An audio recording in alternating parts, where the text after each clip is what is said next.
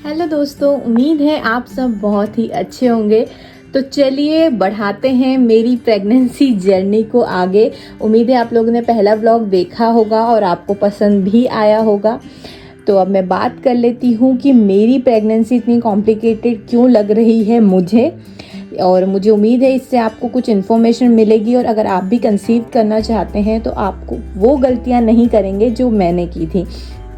सबसे पहली बात, 7 महीने पहले मैंने जब कंसीव किया तो मेरी प्रेगनेंसी अनप्लान्ड थी, और मेरा ये मानना है अनप्लान्ड नहीं होनी चाहिए, क्योंकि अगर आप अनप्लान्ड प्रेगनेंसी करते हैं तो इसके साथ बहुत से रिस्क फैक्टर्स जुड़े होते हैं, मेंटली, फिजिकली, फाइनेंशियली। जैसे मेरे केस में मेरा वेट पहली प्रेगनेंसी के कंपैरिजन में 30 kg बढ़ गया था, जिसे मैंने कम करने के लिए डाइट और एक्सरसाइज स्टार्ट की ही थी और मैंने कंसीव कर लिया।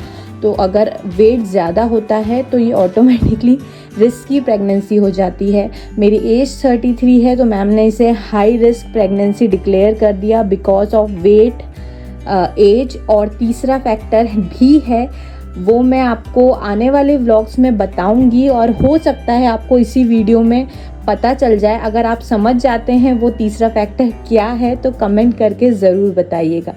तो फिज़िकली आपको फिट होना थोड़ा ज़रूरी है, मुझे ऐसा लगता है। मेरा वेट ज़्यादा था, नहीं होना चाहिए, कम होना चाहिए। मैं अपनी सफाई नहीं दे रही हूँ, बट हाँ मुझे प्रॉब्लम आती थी वेट कम करने में। और मैं सोशल मीडिया पे जब भी एक्टिव हुई हूँ, लोगों ने मुझे मोटापे के लिए बहुत कुछ कहा है। आज प्रेगनेंसी में भी बहुत कुछ कहते हैं, पता नहीं लोग हमारा दर्द क्यों नहीं समझते। क्या मोटे लोगों को प्रेग्नेंट होने का हक नहीं, या वीडियोस बनाने का हक नहीं? मुझे समझ नहीं आता लोग इस बात को क्यों नहीं समझते हैं। चलिए इन बातों को छोड़ते हैं, आगे बढ़ते हैं। फिजिकली फिट होने के अलावा अनप्लान इसलिए नहीं होनी चाहिए ताकि आप फाइनेंशियली भी रेडी हों एक हेल्दी बेबी को पालने के लिए, क्योंकि समटाइम्स ये होता है कि ज़रूरी नहीं है आपका सिंगल फीटस हो सकता है ट्विंस हो, ट्रिपलेट हो, और आप ट्विंस को कंटिन्यू करना चाहते हो तो आपके सारे खर्चे डबल हो जाएंगे, चाहे वो सोनोग्राफी के हों या आने वाले बच्चे के वैक्सीन्स के हों, सभी चीज़ों में डबल हो जाएंगे। इसके अलावा अगर आप फीटल रिडक्शन कराएंगे तो भी आपको डीएनसी के पैसे देने ही पड़ेंगे, वो अपनी अपनी चॉइस होती है। मुझे भी लगा था चलो मैं इस प्रेगनेंसी को कंटिन्यू करती हूँ, बट मुझे नहीं पता था बहुत सी प्रॉब्लम्स आने वाली हैं। जैसे कि पहले 3 से 4 मंथ डॉक्टर ने मुझे बेड रेस्ट दे दिया था, जबकि ऐसा कुछ था नहीं। मुझे लगा था सिर्फ नौसिया वॉमिटिंग है जैसे पहले प्रेगनेंसी में थी, बट डॉक्टर को डाउट था तो मैंने भी बेड रेस्ट लिया। उसके बाद मुझे लगा था वॉमिटिंग बंद हो जाएगी, पर ऐसा कुछ नहीं हुआ। एंजाइटी, वॉमिटिंग आज तक जारी है, अभी भी मुझे वॉमिटिंग होती है, मॉर्निंग सिकनेस है। उसके बाद मेरे लीवर पर सूजन आ गई थी। डॉक्टर ने कहा बच्चे ग्रो हो रहे हैं, यूट्रस ग्रो हो रहा है, तो सूजन आ गई है। तो मैंने उसे 2 हफ्ते में ठीक कर लिया थ्रू अपनी डाइट। मैंने फ्रूट डाइट ली थी, लंच की जगह मैं फ्रूट्स ही लेती थी। लो फैट डाइट कर ली थी, मैंने दूध हटा दिया था अपनी डाइट से, जिसकी वजह से बच्चे कैल्शियम मेरी बोन्स से बहुत ज़्यादा लेने लगे। मैम ने एक ही गोली लिखी थी तब तक कैल्शियम की, तो मेरे हड्डियों में बहुत दर्द होने लगा।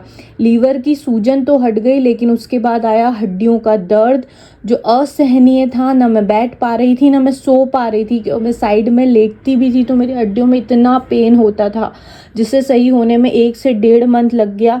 मैम ने कैल्शियम 2 टाइम कर दी, MGD3 दिए, इंजेक्शंस का भी बोला था बट वो मैंने मना किया। विटामिन डी के शॉट्स लिए।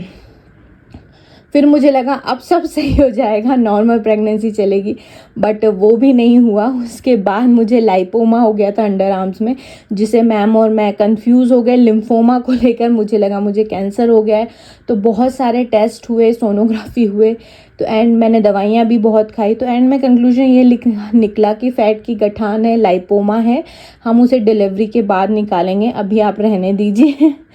तो बहुत स्ट्रेसफुल टाइम था वो भी मेरे लिए।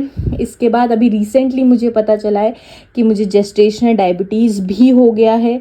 वैसे ही मैं खाना नहीं खा पा रही हूँ, डॉक्टर ने मुझे वेट बढ़ाने से मना किया था, तो वेट तो मेरा अभी तक 3 से 4 kg ही बढ़ा है।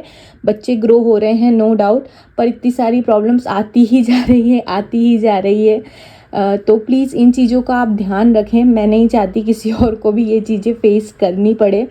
तो उम्मीद है आपको ये व्लॉग, ये वीडियो पसंद आया होगा, इन्फॉर्मेटिव लगा होगा। तो मैं आपसे आगे आने वाले रेगुलर व्लॉग्स में मिलूँगी। तो प्लीज़ कमेंट, शेयर, सब्सक्राइब कीजिएगा और अपने व्यूज़ मुझे ज़रूर बताइएगा। मिलते हैं अगले आने वाले वीडियो में। अब तब तक के लिए अपना ध्यान रखिएगा। बाय।